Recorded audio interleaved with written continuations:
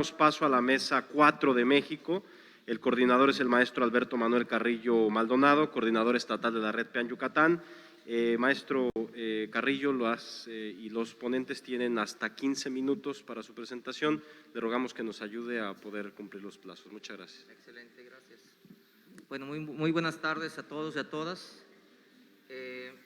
Iniciamos con la mesa 4 de trabajo, la que hablaremos de las acciones y legislación para la prevención del acoso, la violencia y el ciberacoso escolar.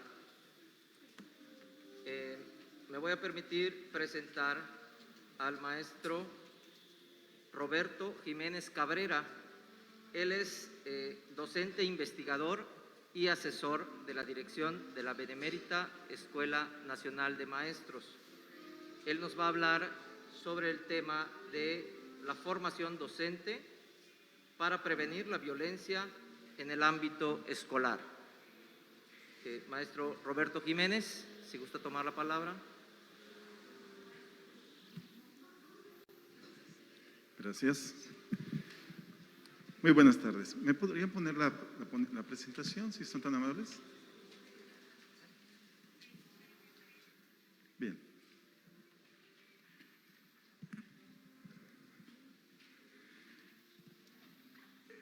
En 1947 se realizó en México la segunda reunión de la UNESCO. En aquel entonces, entre el 6 de noviembre y el 3 de diciembre, casi un mes de actividades, la UNESCO tuvo más de 37 delegaciones de los diferentes rincones del mundo reunidos en la Benemérita Escuela Nacional de Maestros, una escuela formadora de docentes que actualmente es una de las herencias que nos dejó el maestro Jaime Torres Bodet y que fue el segundo secretario de la UNESCO, un mexicano al que hoy quiero recordar con cariño. La Escuela Normal es una de las 351 instituciones formadoras de docentes normales que hay en el país. Estas escuelas, o mejor dicho, tienen programas que en las últimas décadas han presentado varias propuestas de reforma curricular, dentro de las que vamos siempre un paso atrás de las reformas de educación básica. Los enfoques que subyacen en estas transformaciones curriculares nos vinculan con el problema de la formación para atender el acoso escolar, desde el punto de vista de que estas concepciones vinculan la idea de que el maestro tiene que hacer algo con el problema del acoso en el aula. En los primeros programas digamos, ya formales de licenciatura, se pensaba que el maestro tenía que formar para mantener la disciplina, y esto era habilitarlo en cuestiones técnico-pedagógicas para poder manejar estas situaciones en el grupo. Se transitó a la idea de una formación técnico-científica donde el conocimiento de las disciplinas como la psicología, la pedagogía, la antropología nos iban a permitir comprender al alumno para poder saber cómo atender sus principales problemas y canalizar los problemas que generaban en el aula. Esto dio un giro y se pensó después en un enfoque donde se centrara ahora en la comprensión del docente, en lo que se le llama la docencia reflexiva, buscando que ahora el docente sea reflexivo de su propia práctica y se esté transformando permanentemente para encontrar cuáles son las mejores acciones con las cuales logra mantener ese orden dentro del aula y evitar las conductas disruptivas. La última propuesta, que es en la que parece ser que se está trabajando, es la de la cognición distribuida, donde se habla de que los problemas se tienen que resolver no con la mirada de una sola persona, como ha sido siempre la mirada del docente, sino con la participación de los alumnos, de las autoridades, de los padres de familia, y esto solo puede ocurrir en comunidades dialógicas. Por lo tanto, la disciplina, la regulación ocurren con la participación de los otros, y a esto se le llama la corregulación. Pasamos de la idea de la heterorregulación del docente sobre los estudiantes a la idea de la autorregulación, donde el alumno tenía que aprender a autorregularse, ahora a la idea de la corregulación, donde logramos que nuestros estudiantes, nuestros niños, concentren mutuamente la capacidad de construir una convivencia. La licenciatura tiene 56 cursos, de los cuales se organizan en 5 trayectos formativos, 4 de ellos muy vinculados con nosotros a la práctica, y de esos 17 cursos están vinculados con la formación que el maestro logra para atender los problemas en el aula, en el terreno de la disciplina. Los programas actualmente no tienen prácticamente una atención específica al respecto. Hay un área que se llama, mejor dicho, una serie de cursos que se llaman cursos optativos. En el caso de mi escuela tenemos un curso que se llama Prevención de la Violencia, pero no en todas las escuelas existe. Algunas de ellas, como en Durango, Nuevo León, Sonora, San Luis Potosí, lo que han hecho son cursos optativos de desarrollo de habilidades socioemocionales, atendiendo el programa de estudios del nuevo modelo educativo. Pero hay que decir que entonces esta formación que el maestro necesita para atender los problemas requiere pues atender los problemas conceptuales, pero también los procedimentales, dentro de los cuales están los metodológicos y los actitudinales. En esa lógica, los problemas conceptuales se han convertido como en una de las principales tareas que da la escuela normal. Me parece fascinante escuchar a Christian Cox, que él plantea en los análisis curriculares de algunas de las licenciaturas que hay en la mayor parte de los países, cómo es que se concentra mucho en esta tarea de formar conceptos y teorías. Sin embargo, nosotros tenemos en nuestra escuela, bueno, esta parte de la revisión de materiales en sus diferentes áreas, y está implícito en los programas la revisión de los derechos humanos, de los derechos del niño, de marcos jurídicos, como la Ley para la Protección de los Derechos de los Niños, las Niñas y los Adolescentes. De igual manera, se trabaja la ética profesional para generar una conciencia sobre la importancia de que nuestros estudiantes tomen claridad de su responsabilidad social, así como el desarrollo de una ética con la cual hacer la tarea educativa. Una parte importante de estos saberes interpretativos está en que logren reconocer la violencia. El aporte que nos dio el Instituto Politécnico Nacional con el violentómetro fue fundamental.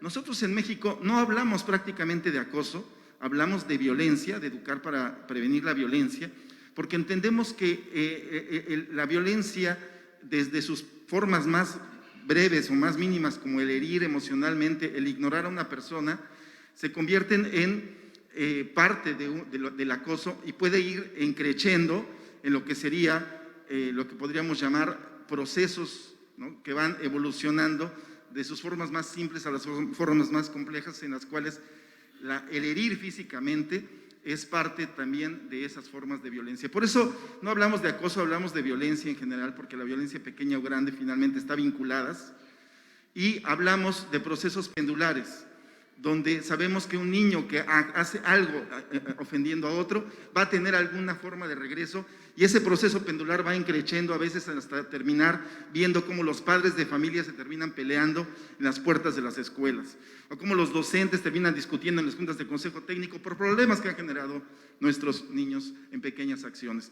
Entonces, esta mirada, digamos, progresiva se debe construir, y junto con ella también enfoques interpretativos. Hemos avanzado del modelo racionalista que viene heredado de la pedagogía de Kant y de Herbart, con la cual pensamos que la racionalidad es la que tiene que imperar en el aula, a pedagogías mucho más dialógicas, como la de desde Claparet hasta los más recientes teóricos, dentro de los que tenemos una gran gama, ¿no?, como en este caso con las teorías de Robert Feuerstein. Podemos pensar ahora algunos principios que me parece que son premisas con las cuales estamos tratando de formar a nuestros futuros docentes. Premisa número 1, toda persona es educable. No es aceptable que pensemos que hay niños que son ya irreparables, ¿no? Con este niño no se puede. Eso lo tenemos que borrar de nuestros docentes. Un maestro no puede pensar que un niño no puede ser corregible. Perdón de usar la palabra corregible. No puede ser educable. Segunda premisa, la educación dignifica y por lo tanto debe ser un acto hecho con dignidad. y por lo tanto no es posible que las prácticas ocurran con actos que atentan contra esa dignidad. Tercer premisa: los actos disruptivos son oportunidades educativas y no correctivas. La idea de que el maestro va a corregir o va a sancionar es ya un error. Justo el acto educativo nos está diciendo que ese niño viene de contextos violentos y desde una educación individualizada es a esos niños a los que hay que dedicarles tiempo. No es una pérdida de tiempo que el maestro investigue y dedique tiempo a saber exhaustivamente qué es lo que ha ocurrido en el aula o qué es lo que ha ocurrido en el patio o en la entrada de la escuela. Hay maestros que dicen, eso ocurrió allá afuera, no me toca. Exactamente esa es la premisa contraria. Tenemos que dedicarle tiempo a esas tareas de saber exhaustivamente, y viene vinculada con que la premisa 4, que la comprensión de los eventos requiere interpretaciones científicas. Es decir, no hacer prejuicios sobre las conductas de nuestros alumnos, sino tratar de abrirnos a tratar de entender desde la forma más natural de las expresiones de los niños las razones por las cuales ellos actúan como lo están haciendo. Premisa número 5.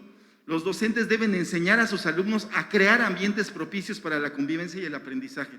Es decir, estamos borrando la idea de que el maestro tiene que crear ambientes propicios para la enseñanza y el aprendizaje, pero para el aprendizaje y la convivencia.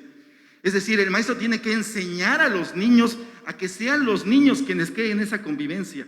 Esa es una transformación importante, porque no significa que el maestro no lo haga, significa que tiene que involucrar y hacer un acto de enseñanza. Esa es la premisa fundamental. La convivencia, los actos disruptivos son actos de aprendizaje. La educación está implícita en toda conducta de nuestros alumnos.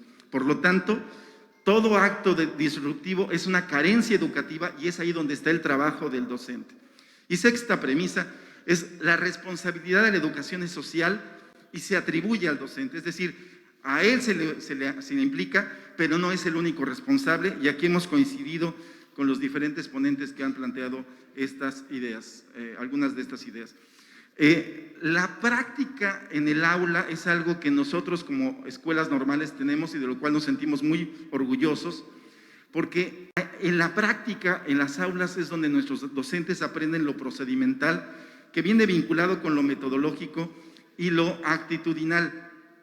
Nuestros alumnos, estando en las escuelas, conviven con los niños, los observan, aprenden el desarrollo de habilidades metodológicas como es la observación. Un maestro tiene que ser muy observador. Debe desarrollar las habilidades para detectar los casos de problemas de violencia, esos que están a veces silenciosos en el aula, y debe aprender a detectar las necesidades formativas de nuestros alumnos. Debe aprender a hacer uso de instrumentos, como en este caso en nuestra escuela aprenden a hacer el sociograma o los registros de la vida cotidiana, ¿sí?, donde se detectan el tipo de relaciones que se establecen entre los alumnos. Aprenden en la convivencia con los docentes, ahí en la práctica, también la creatividad para el diseño de situaciones didácticas, la creatividad para la elaboración de materiales, la interpretación de los programas de estudio o el manejo de los libros de texto o de los materiales para el programa de convivencia escolar. También otro tipo de habilidades procedimentales son la capacidad de anticipación. Un buen maestro tiene que anticipar, saber qué es lo que puede ser que ocurra dentro del aula, anticipar a los niños para poder anticipar acciones. Debe tener habilidades para la conducción como liderazgo, manejo de límites, atención, cordialidad, capacidad de persuasión. Eso nuestros alumnos lo hacen conviviendo incluso en actividades con los mismos padres de familia, donde es mucho más retador para ellos hacer liderazgo. Y para cerrar, diríamos que la parte más importante que se desarrolla en la práctica son las actitudes. Porque mucho de lo que les podemos decir, como lo dijo Christian Cox desde la teoría, no se aprende nada más de los libros, se aprende al estar en el acto en el cual es necesario adoptar las mejores actitudes. Y muchas de ellas son espontáneas, tienen que sistematizarse. Esa es una necesidad en la que tenemos que profundizar la mejora de la educación inicial de los docentes. Una actitud donde se es beligerante con la formación, es decir, esta cuestión de educar para la convivencia. Una actitud justa, tratar de que nuestros estudiantes aprendan a no tener favoritismos, a actuar con equidad, como lo vemos en muchas de sus conductas. Una actitud empática, donde aprendan la práctica de la generosidad, de la paciencia. En estas actitudes subyace la diferencia entre lo que nosotros muchas veces planteamos y que se logre llevar a la práctica.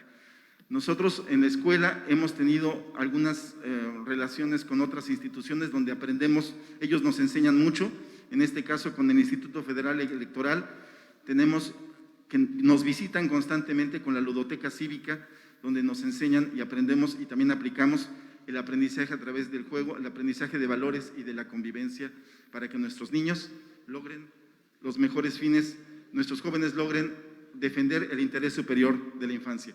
Pues con esto compartimos nuestra experiencia. Muchísimas gracias.